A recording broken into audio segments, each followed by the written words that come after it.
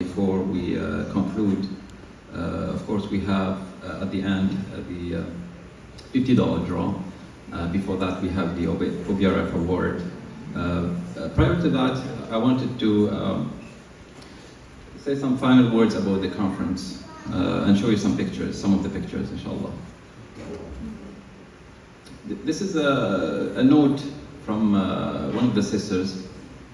She took the time to write these notes to the speakers that came with us, with their names on the envelope. And I forgot to mention to her that she also took the time to make sure that the spelling is right regarding the names, right? The names on the envelopes. I noticed that the spelling, as far as I noticed, was correct. And this takes time to if you want to write a name of a person, even if your name is Muhammad, the other Muhammad will be spelled differently. Right? This conference is so difficult to organize that my brain tells me not to organize it again. But my heart, when I see something like this, tells me that we should. Right? And this is why we do what we do. This is just an example. Some of the things that we did in this trip is we provided some equipments to the different places, the different musallas. In Kamba River we installed a sound system, that you see here, and a fan for the sisters area, because they didn't have windows. So this is, it took a few weeks to find a fan that's quiet and efficient. So this is the fan. And also a TV so that they can see the khatib, and also a new partition for them. In Courtney, we installed an AC, an LG AC for the brothers, and eventually another one will be installed for the sisters. And the youth took the initiative to install these things, most of these things. And I remember in Kamba River, those who were with us in Courtney, in the Courtney Musalla, after installing the AC, the brothers, the youth, were huddled around the AC, right? And this shows that how hot was the place. So imagine, with the AC, it was so hot.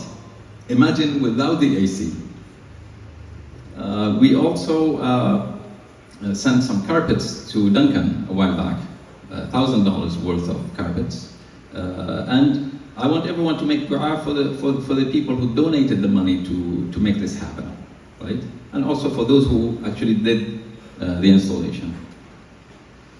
These are some of the pictures of the speakers, and also of the youth who, Brother Hamza here, Brother Ayan, Brother Abdul Rahman, Brother Qabas, Brother Yahya, Brother Ahmed, who participated in giving their reflections during the conference. And Alhamdulillah, also the OBRF award. So in every city, we selected a person for the OBRF award. This is, we started with Sister Shazia here in Courtney. And this is Brother Osman, who also is in Courtney. Both of them exceptional volunteers over the years. And this is Brother Ahmed on behalf of Brother Waqas, the chairperson of the Islamic Center of Nanaimo. And today we'll do the same for Victoria. And this is a very nice picture. I'm not sure, you probably received this picture. The people who were with us obviously received it. This is the whole group. I believe nobody is missing from the picture. Anybody is missing? I don't think anybody is missing. Yeah, so this is the whole group that came with us. A couple of people obviously couldn't make it, but alhamdulillah, we were able to take this nice picture. Now for the next program, inshallah, October 1st here, Sunday, October 1st, 3 p.m. For the first time, Dr. Samad will be joining us. And you can imagine that while working on the conference for 3 or 4 months, we are also working on other programs at the same time, right? So you don't start working on the next program after you finish one program. So you have to work on all of them at the same time, right? We have probably up to January or maybe more. So this is the next program. The OBRF Award. The OBRF Award, before we announced the OBRF Award for Victoria, I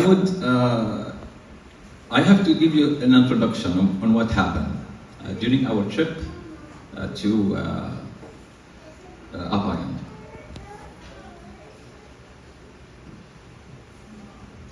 And I want you to bear with me while I tell you this. I'm going to tell you something that's probably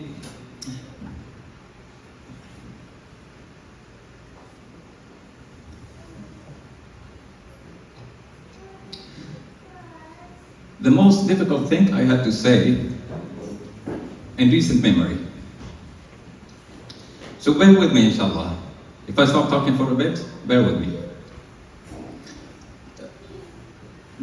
When you read the Quran, you read لن تنالوا البر حتى تنفقوا مما تحبون. Exceptional ayah. Exceptional. That you will never achieve righteousness until you donate some of what you cherish. مما تحبون. An example that I would give, if I have 2 cars, right? I have a newer BMW, and I have a car that sometimes starts and sometimes doesn't. Which one do you think I'm going to donate? For most of us, not all of us fortunately, most of us will donate the one that starts sometimes. I'm not going to donate my new BMW, right? And that's why Allah subhanahu wa ta'ala says in the Quran, you will never attain righteousness until you donate sometimes. You don't have to do it all the time. I don't have to do it all the time, but sometimes, if you haven't tried it before, is the most difficult thing that you would do. The most difficult thing ever. Similarly, volunteering. The reason we are, as I mentioned before, the reason we are giving out the OBRF award is first to recognize the effort that particular individual did for the community, and also to encourage others to do the same. And as I mentioned yesterday, it's easy for a person, and I've seen a brother who lost his job and he had a lot of free time and he was volunteering. It's nice, it's great. But when you are busy, when you are going through difficulty, when you have death in the family, when you are sick or somebody in your family is sick, it is nearly impossible to do that, right? And it's similar to the ayah that talks about donating from some of what you cherish, right? So during the trip, I learned of something that I was not able to tell you until today. So starting from the beginning of the story, Sheikh Abdul Razak went for Umrah. I've been working with him for 2-3 months, same with the other speakers, to coordinate his coming to the island and the cancellation of the ferries, and a lot of things happened. But I had to tell him ahead of time the timing and all that, because he wanted to go for Umrah. So he did go for Umrah at the beginning, I think, of August. And while he was coming back, on his trip back, he was scheduled to arrive on August 26th to Vancouver. On his way back, he heard of his sister dying. His sister lives in France. He could have cancelled his trip to the island, honestly, right? But he didn't.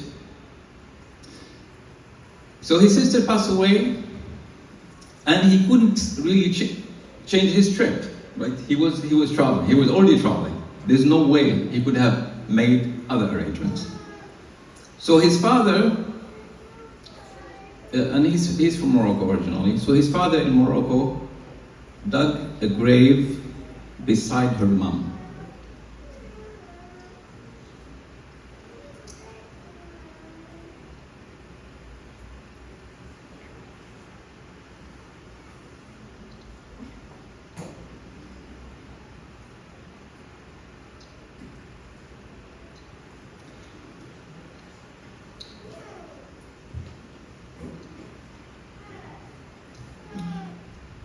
He was telling me this story when we were at the park, when we took that picture, and I couldn't believe what I was hearing. I really couldn't believe it. I thought he was talking about somebody else. So his father dug a grave next to her mother, and she was to be, because she lives in France, the body was supposed to be shipped to Morocco to be buried. And that took probably a couple of days for the arrangement. What happened the next day after the father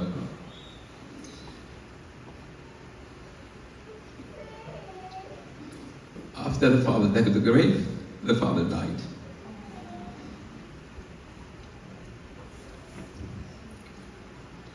Before the arrival of the sister, the father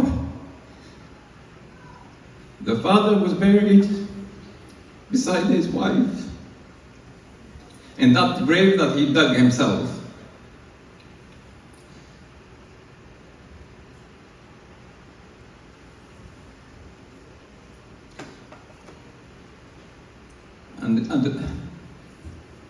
And the reason he didn't want me to share this with you is that he didn't want to spoil the mood of the trip.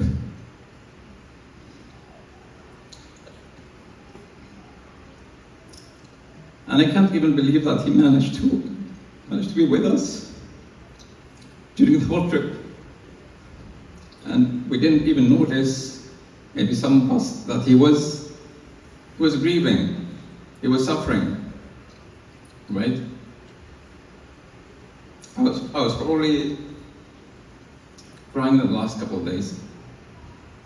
Every time I remember him, every time I see him. And this is, in my opinion, the ultimate sacrifice for people who go out of their way, right? And come to educate people, right? And I said this about most of the people that we gave the OBRF award to, they went through similar experiences, despite the difficulties. And while I was saying this, I didn't know his story, what happened recently. And I always said, despite difficulties, you still need to contribute. You still need to contribute, right?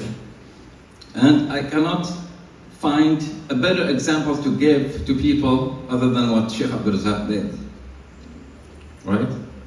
He came and did what he needed to do and attended the conference. He gave his talks as if nothing happened. If you haven't experienced this, and I don't wish anybody to experience this, is the most difficult thing to do. So inshallah, Jazakumullah khair for bearing with me to tell you this story. So this year, or for this city,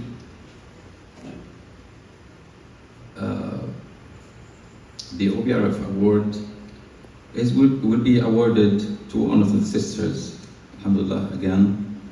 And I trust that there are a lot of people in the community who help out, but we need to select one person that stands out. And for me personally, the sister that stood out in the last few months, or the last a couple of years, is Sister Zainab. And the OBRF award will be, inshallah, will be awarded by Sister Lubaba. Jazakallah khair, Sister Zainab, for all your efforts.